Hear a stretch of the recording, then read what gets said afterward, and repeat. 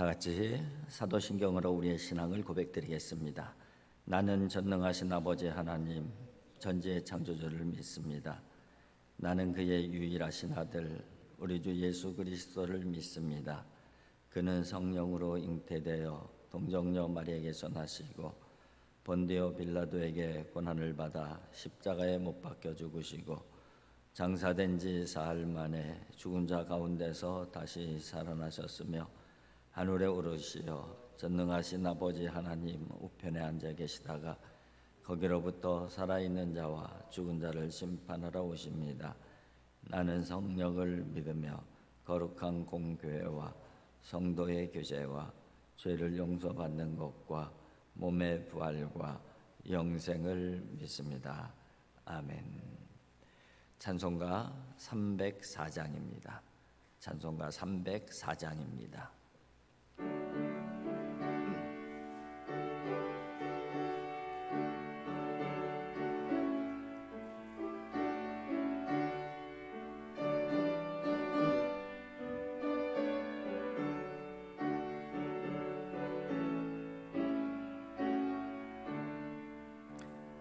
크신 하나님의 사랑 말로 다 영영 못하네.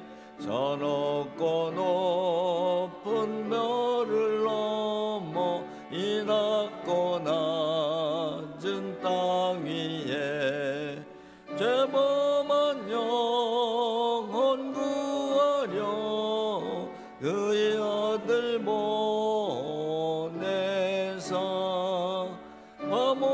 화목제물 삼으시고 죄 용서하셨네. 하나님 크신 사랑을 정량 다 못하네. 영원히 변치 않는 사랑 성도여 찬양하세. 외로운 시절 지나가고 땅 위에 영화세할 때 주 믿지 않던 영혼들은 큰 소리 외쳐 울어도 주 믿는 성도들에게 큰 사랑 베푸사 우리의 죄 사했으니 그 은혜 잊을까. 하나님 크신 사랑을 정량 다 못하네. 영원히 변치 않는 사랑 성도여 찬양하세.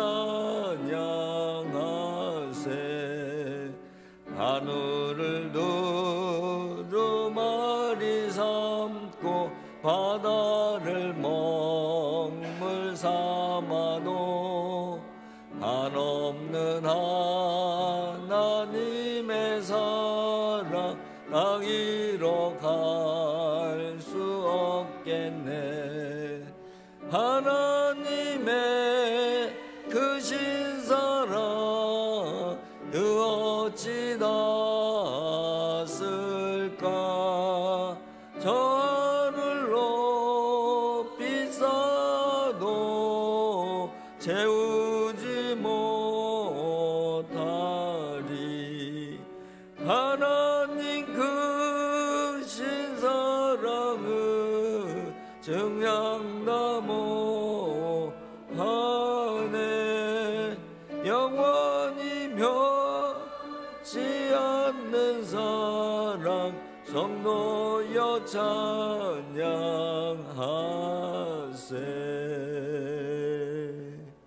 아멘. 오늘 우리에게 주신 하나님의 말씀은 사무엘하 21장입니다.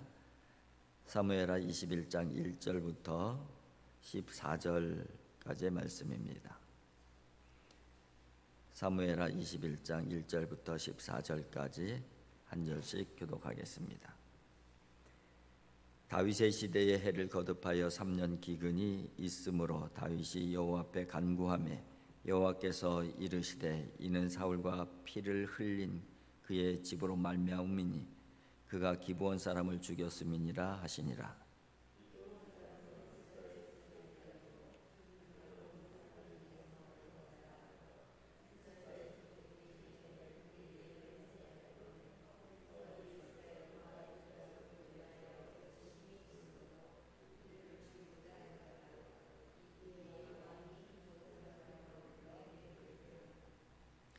다윗이 그들에게 묻되 내가 너희를 위하여 어떻게 하랴? 내가 어떻게 속죄하여야 너희가 여호와의 기업을 위하여 복을 빌겠느냐 하니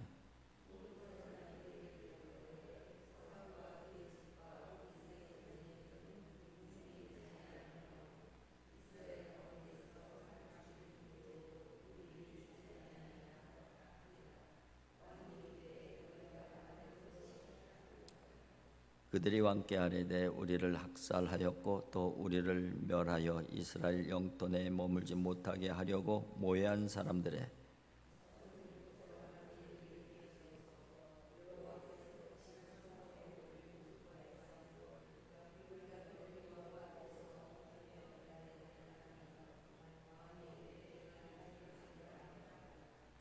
그러나 다윗과 사울의 아들 요나단 사이에 서로 여호와를 두고 맹세한 것이 있으므로 왕이 사울의 손자 요나단의 아들 무비보셋은 아끼고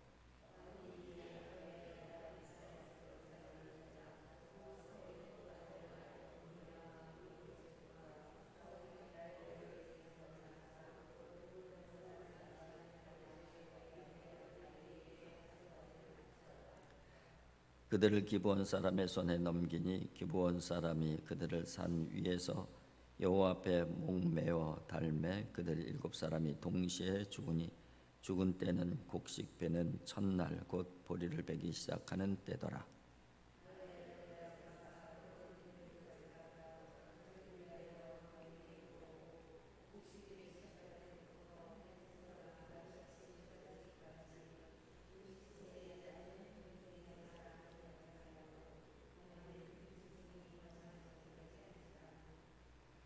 이에 아야의 딸 사울의 첩 리스바가 행한 일이 다윗에게 알려지매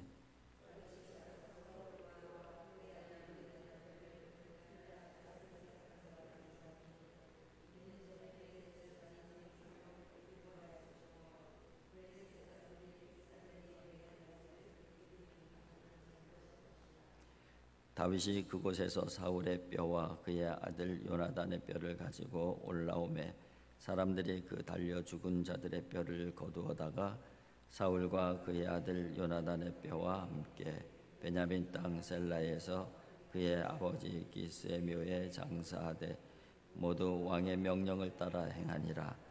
그 후에야 하나님이 그 땅을 위한 기도를 들으시니라. 아멘.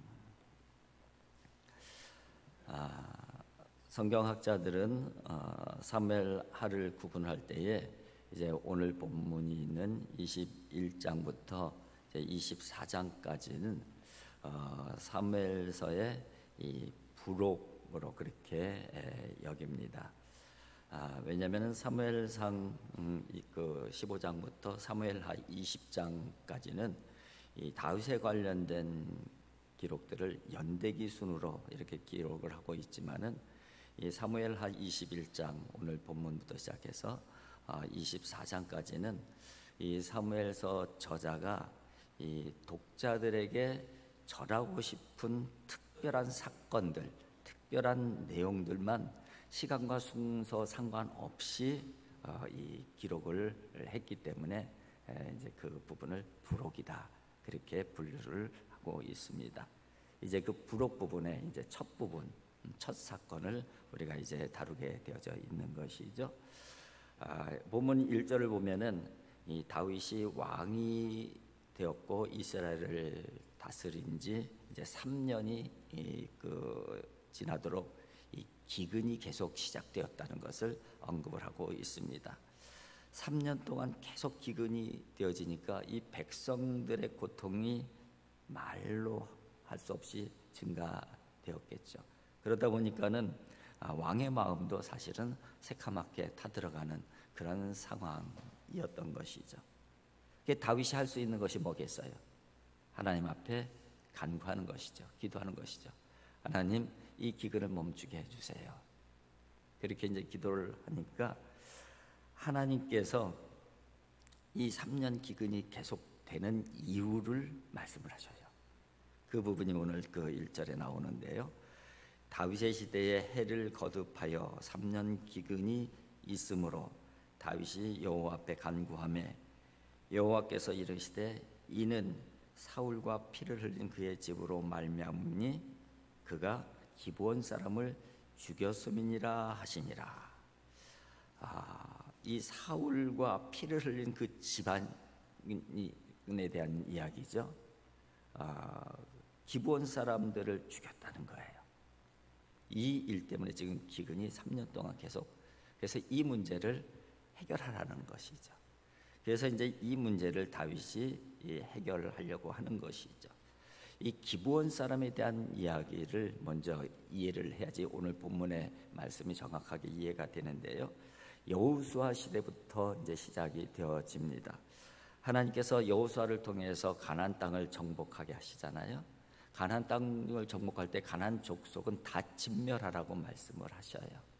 그런데 이 가나안 족속 중에서 이 기브온 족속만은 해결하지 못해요. 그 이유가 뭐냐면은 기브온 사람들이 이 화친을 하려고 찾아옵니다. 근데 찾아와 갖고선 속이죠. 왜냐하면은 이 이스라엘 백성들에게 하나님께서 명령하신 것은 가나안 족속은 다 진멸하지만은 그 외의 나라들하고는 화친을 맺으라고 하셨어요. 그런데 이 기브온 족속의 입장에서는 이제 계속 치고 올라오는 이 이스라엘이 두려운 거예요. 이대로 있다가는 자기들도 다 진멸이 당하게 되어져 있는 것이죠. 그래서 사신을 보내갖고선 그 화친을 하는데 이스라엘의 입장에서는 화친을 할 수가 없어요. 왜냐하면 가나안 족속이기 때문에 하나님의 명령 가나안 족속은 다 진멸하라는 거예요. 그래서 그들이 기브온 족속이 속이는 거예요. 가나안 족속이 아니라는 것이죠. 우리는 멀리서부터 왔다. 우리는 가나안 땅에 사는 족속이 아니다. 그래서 여러 가지 이 빵에 이 떡에 곰팡이 스른 것들 증거로 내버리고 또 이 포도주 가죽 부대도 허름한 것 갖고 와갖고선 우리가 떠날 때는 새 포도주였 가죽 부대였었는데 지금 이렇게 헐었다고 그렇게 얘기들 하고 우리가 입은 옷과 신발 이것들도 다 허른 것을 입고 와갖고선 이제 우리가 출발할 때 다 새 것이었는데 이렇게 다 헐었다. 그만큼 우리가 먼 곳에서 화친을 맺으러 왔다. 완전히 속이는 것이죠. 그런데 여호수아가 그 속음에 그대로 넘어가요. 그리고 그들과 화친을 맺게 됩니다. 이 기브온 족속들이 이스라엘에서 정확하게 파악을 하고 있었던 거예요. 그 중에서 크게 두 가지를 정확하게 파악을 하고 있었는데 그게 뭐냐면은 바로 이스라엘 족속은 가나안 족속 외에는 다른 나라들과는 화친을 맺는다는 사실을 알고 있었던 거예요. 그리고 또 하나는 이스라엘은 그들의 하나님의 이름으로 화친을 맺게 되면은 절대 깨트리지 못한다는 사실을 알고 있었던 것이죠. 그래서 그들은 와갖고선 여호수아를 속이고 화친을 맺게 됩니다.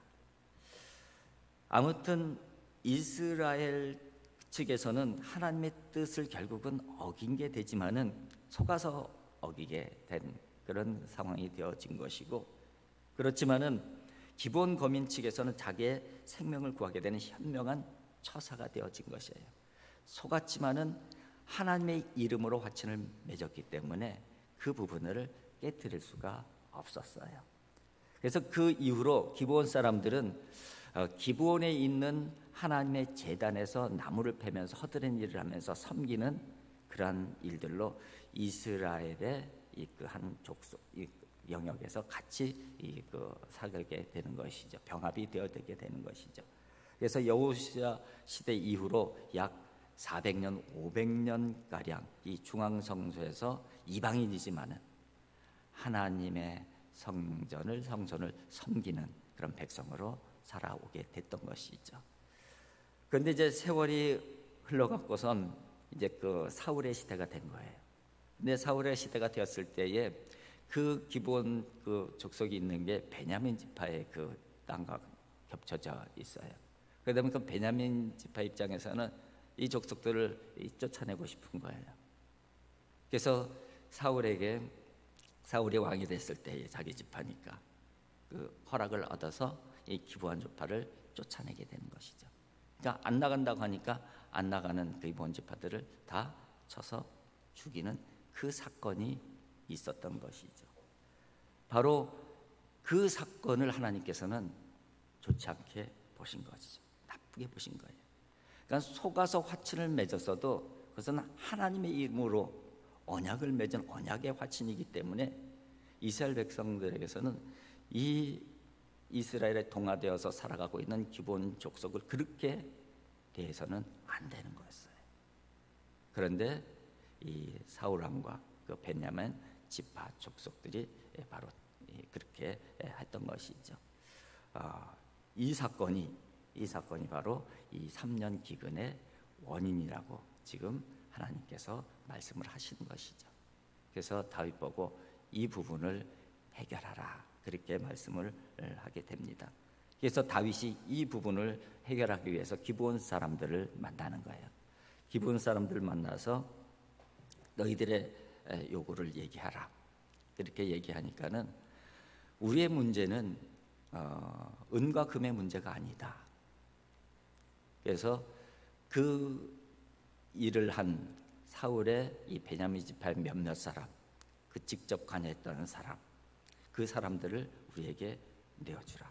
그럼 우리가 그들을 목을 달아서 처결하고 이 모든 부분들을 해결하길 원한다. 이것이 바로 이제 기브온 사람들의 요구이죠. 오늘 본문에는 이렇게 되어 있어요. 5절 6절에 그들이 왕께 아뢰되 우리를 학살하였고 또 우리를 멸하여 이스라엘 영토 내에 머물지 못하게 하려고 모해한 사람의 자손 7사람을 우리에게 내주소서. 여호와께서 택하신 사울의 고을 기브아에서 우리가 그들을 여호와 앞에서 목매어 달겠나이다 하니, 그 요구를 하니까 어떻게 했어요? 다윗이 이르되 내가 내주리라 하니라.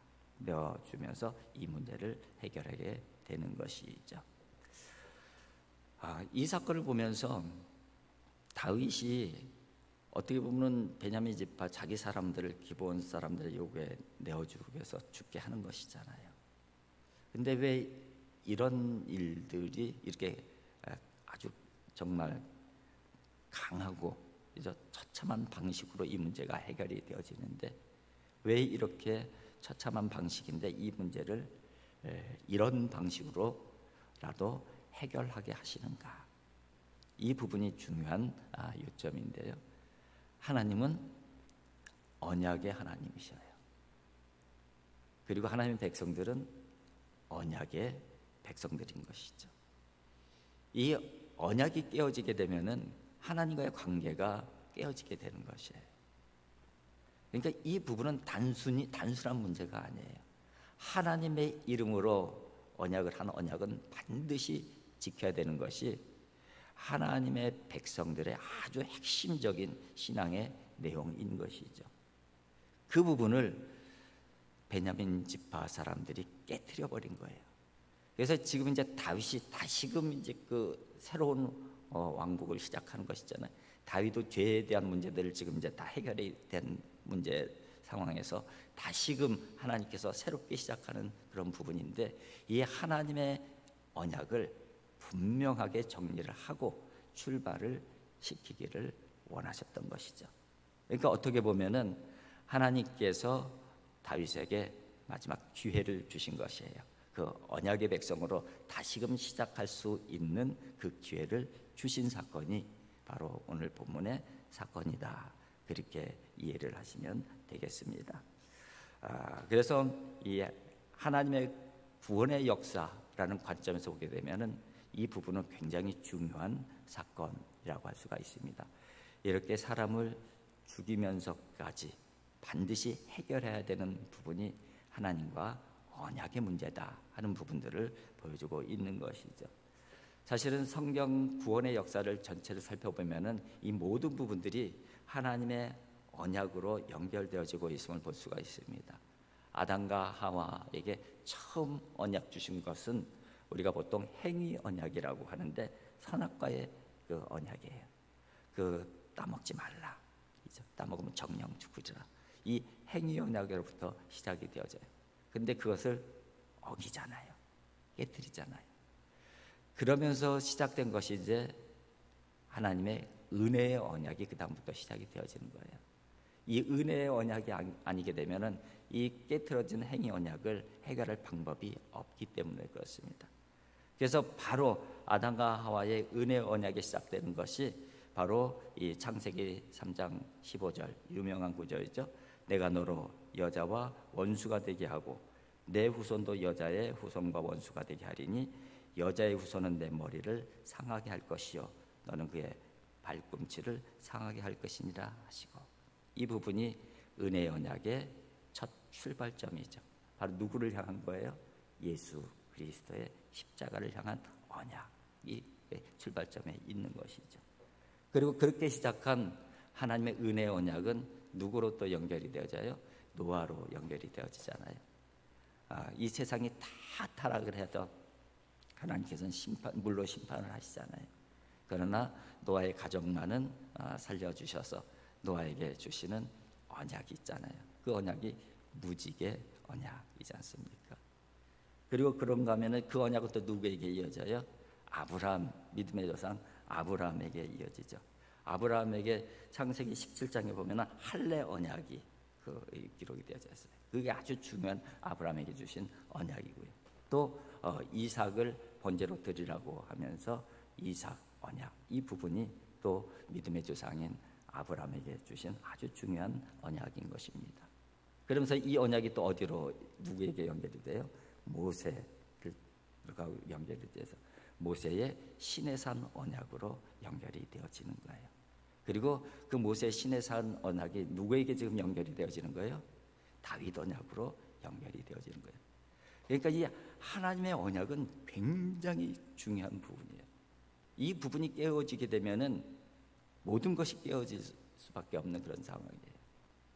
사실은 이 사건이 그만큼 중요한 사건이고, 새롭게 시작하는 다윗 왕국이 바로 이 깨어진 언약을 회복하고선 시작을 해야 됐던 것이죠. 그래서 하나님께서 기회를 주셨다, 그런 표현을 하고 있는 것입니다. 이 모든 언약은 누구를 향하고 있는 거예요? 궁극적으로 예수 그리스도를 향하고 있는 것이죠. 그래서 로마서 8장 1절 2절에 보면 이렇게 말씀합니다. 그러므로 이제 그리스도 예수 안에 있는 자에게는 결코 정죄함이 없나니 이는 그리스도 예수 안에 있는 생명의 성령의 법이 죄와 사망의 법에서 너를 해방하였음이니라. 누구를 통해서?